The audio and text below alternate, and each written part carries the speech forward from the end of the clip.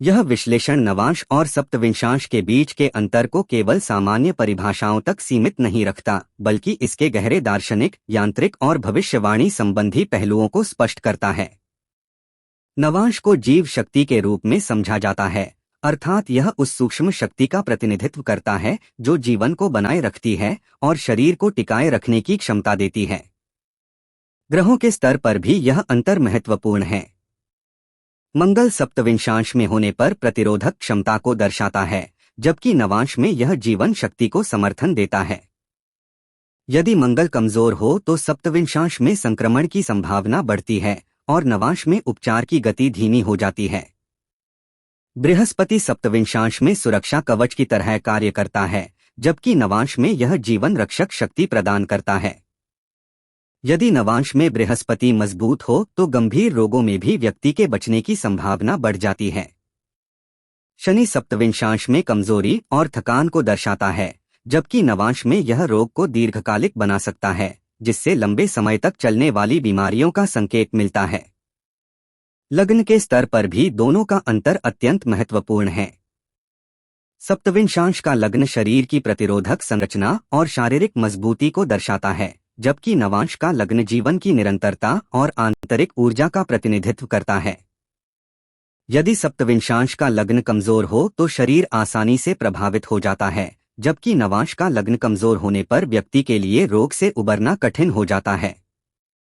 एक गहरा सिद्धांत यह बताता है कि सप्तविंशांश यह निर्धारित करता है कि व्यक्ति कितनी बार गिरता है, जबकि नवांश यह तय करता है कि वह दोबारा उठ पाता है या नहीं।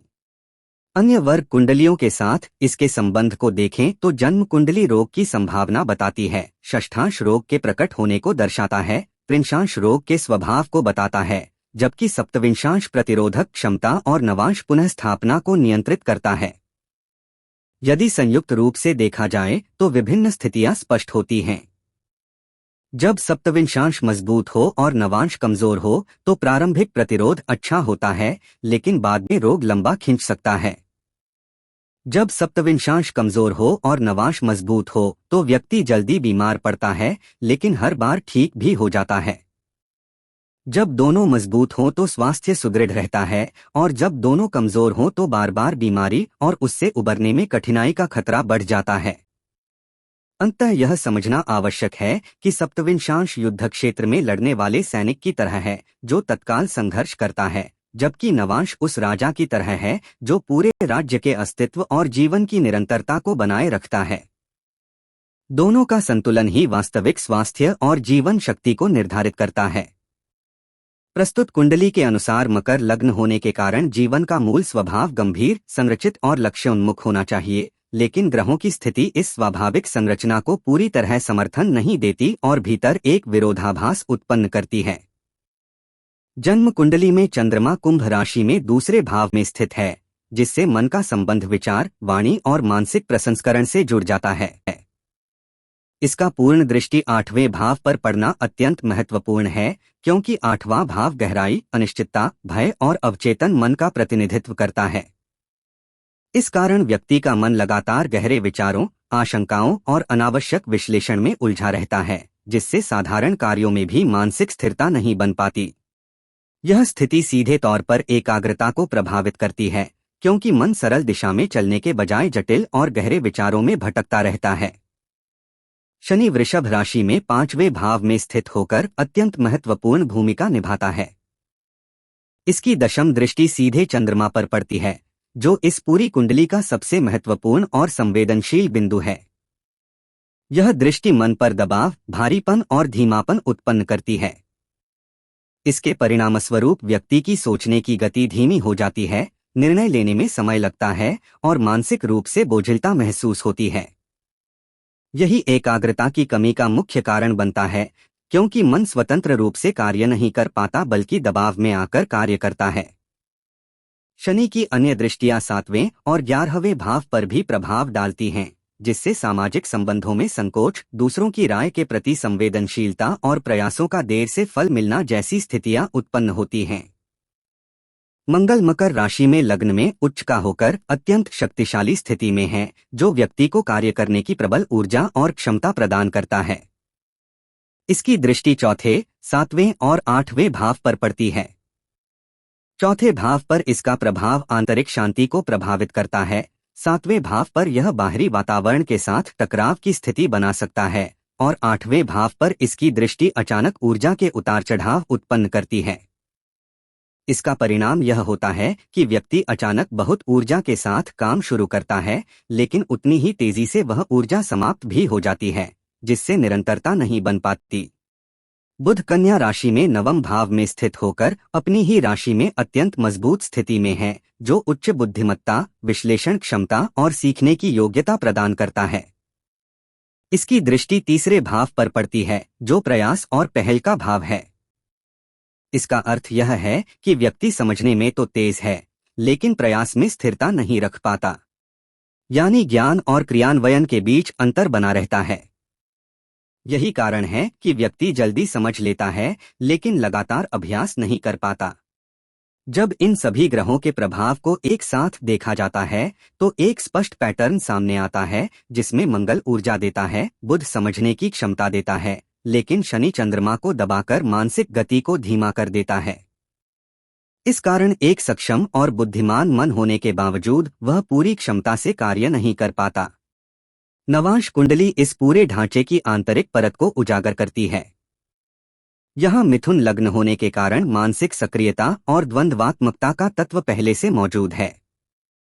चंद्रमा वृषभ राशि में उच्च का होकर 12वें भाव में स्थित है, जो यह दर्शाता है कि आंतरिक रूप से मन बहुत मजबूत है, लेकिन उसकी ऊर्जा बाहर की बजाय भीतर या अवचेतन स्तर पर खर्च हो जाती है।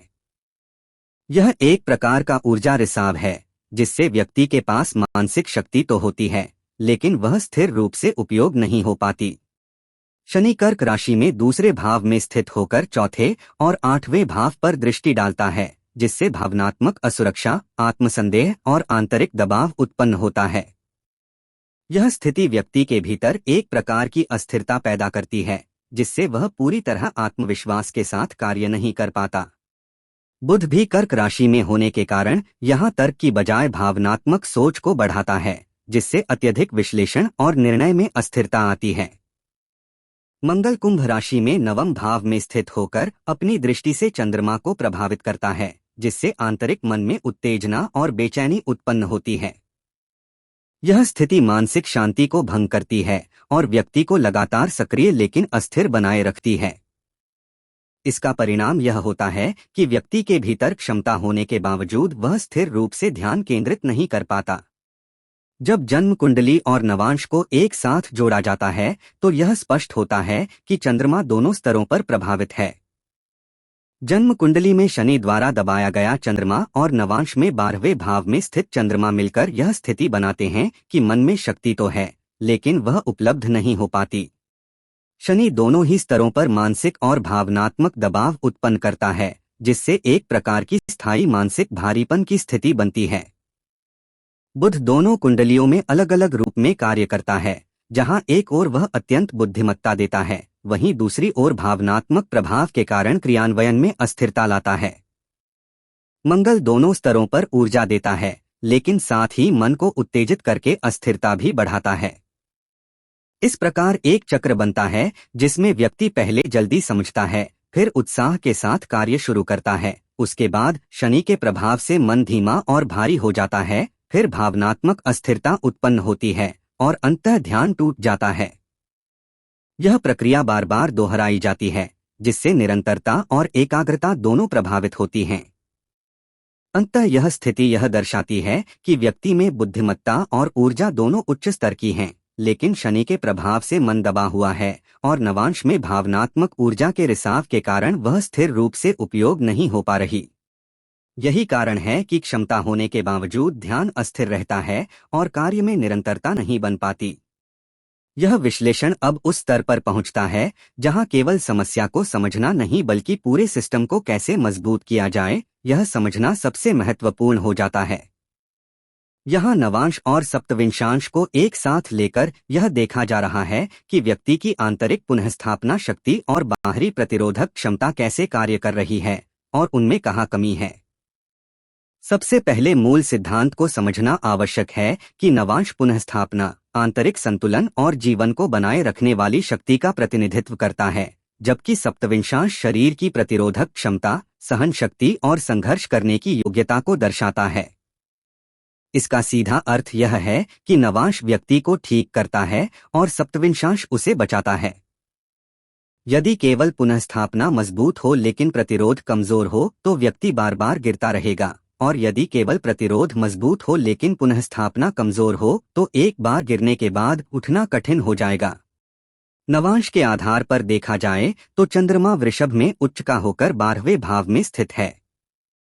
यह एक अत्यंत महत्वपूर्ण और जटिल स्थिति है, क्योंकि यहाँ मन की शक्ति बहुत अधिक है, लेकिन वह निरंतर बाहर उपयोग होने के बजाय भीतर ही खर्च होती रहती है।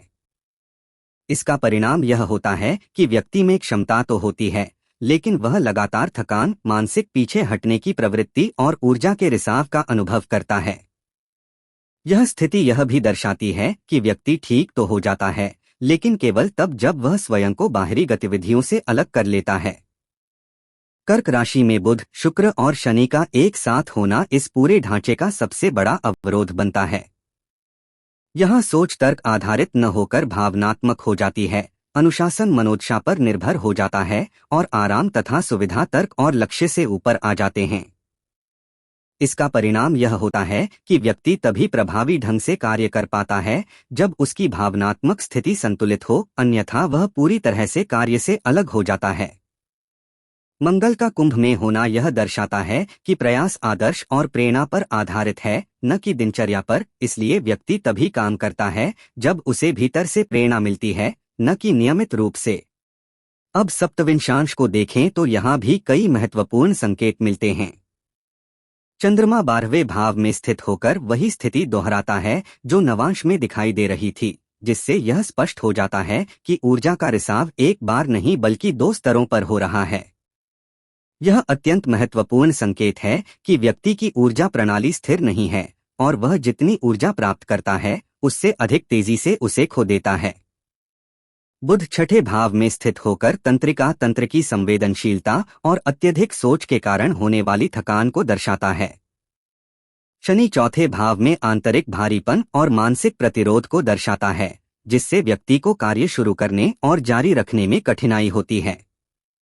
मंगल 3रे भाव में होने से प्रयास करने की क्षमता तो देता है, लेकिन यह प्रयास लगातार नहीं बल्कि अचानक और अस्थायी रूप में प्रकट होता है। बृहस्पति 8वें भाव में यह दर्शाता है कि टूटने के बाद पुनःस्थापना संभव है, लेकिन वह भी एक प्रक्रिया के बाद ही होती है।